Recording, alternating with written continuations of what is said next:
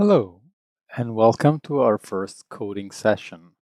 In this video, we will familiarize with the IPython notebook environment, and we will run a first deep learning model.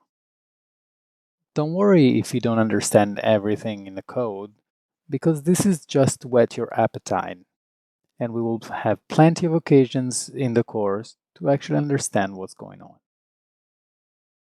The Jupyter Notebook is an interactive environment that allows us to execute Python code in cells, like this one, for example. But this too is a cell. This is a markdown cell that we can use to add text and comment the work as we proceed. If I double click on this cell, the cell becomes active and I can edit it. For example, I can change it and type text in it. For example, hello, this is our first model.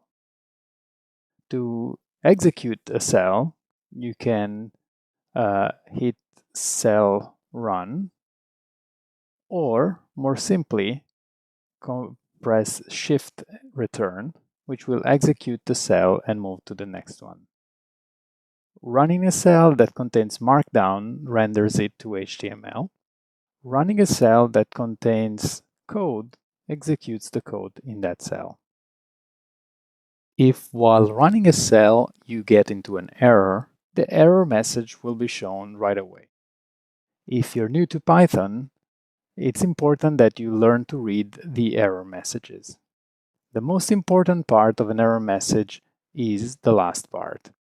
Here it says syntax error, invalid syntax. And then it indicates where the problem is in the traceback. In this case, since it's only a line, it's very simple to correct the error. But keep in mind that when there is a very long error message, always look for the last line first. That contains the clue to solving the problem. Okay, so the first line here imports NumPy, which is a library that contains all the linear algebra functions in Python. So like vectors, matrices, and so on. It's good to import it when you're doing data work. In the next cell, we are importing matplotlib, in particular the pyplot function. And then we're using a cell magic matplotlib inline. This is a magic function from Jupyter Notebook that tells it to display the plots in line. So whenever we design a plot, it will be shown in line in the notebook. Then we import a generator of samples from a library called scikit-learn. Scikit-learn is Python's primary machine learning library, and it comes with a lot of utilities, like, for example, data sample generators. We import the makeCircles function, and you will understand immediately what this function does. In the next cell, we call this makeCircle function with some parameters. Let's look at them. We have number of samples, which is set to 1,000, a certain level of noise, a factor of 0.2, and we set the random state equal to 0. What is important, though, is that this function has two outputs, x and y. Let's look at x first. X is a matrix, so it has rows and columns. And we look at the shape of x, it has 1,000 rows and 2 columns. These correspond to the number of samples, and we have 2 features for each sample. Let's plot the values of x, and let's plot them into different colors. In blue, for the points that correspond to y equals to 0. In red, the letter R here with a cross, for the points that correspond to the label of y equals to 1. This is our training data.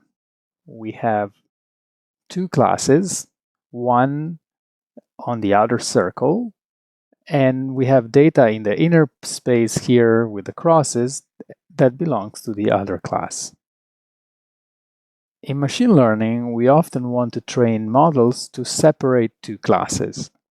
In this case, a model should learn that's kind of like a circular boundary between the two classes of the dots and the crosses. Now let's go ahead and build our first deep learning model. Here's how simple it is to build a model using Keras, the default API in Tensorflow 2. We first import the relevant classes from Keras. We import the sequential model class. We import the dense layer and the stochastic gradient descent optimizer. Next here, we define our model. Although this code may be a bit complicated for you if it's the first time you design a deep neural network, it's actually quite simple. We have a model comprising two layers.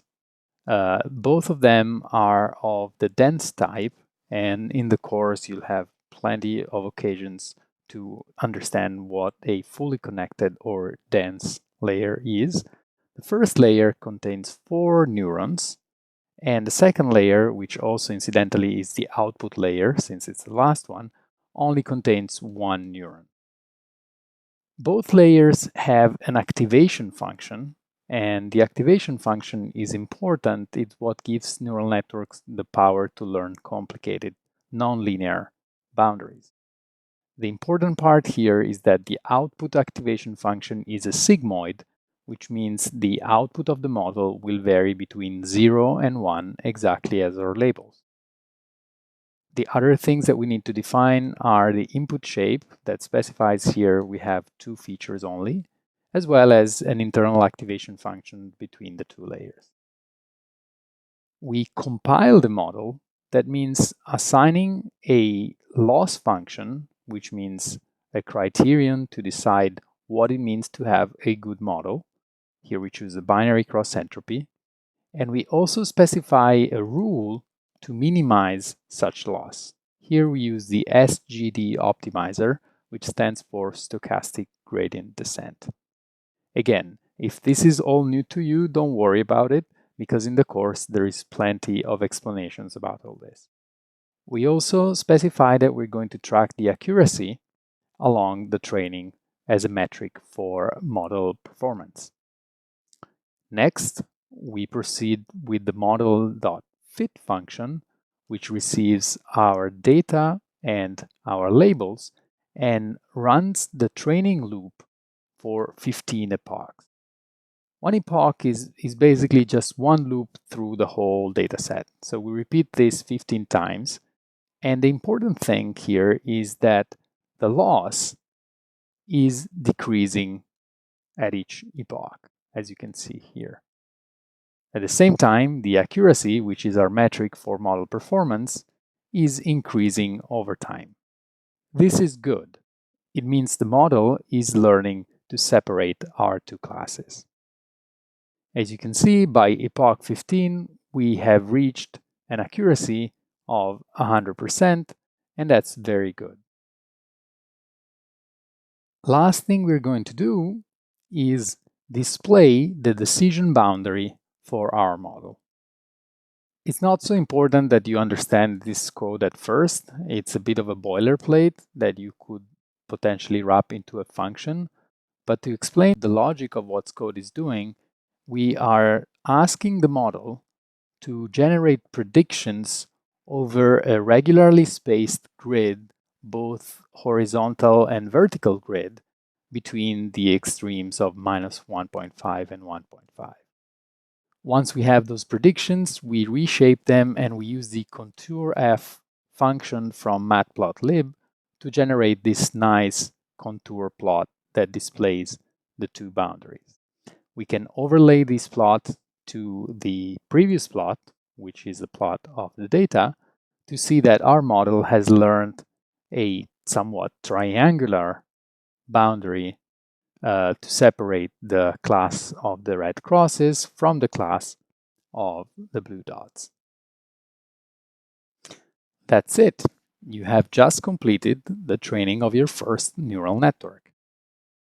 We hope you have enjoyed this short video. Please leave a comment if you did. Also, check the description below for links to our training programs as well as to our book. Thank you and see you next time.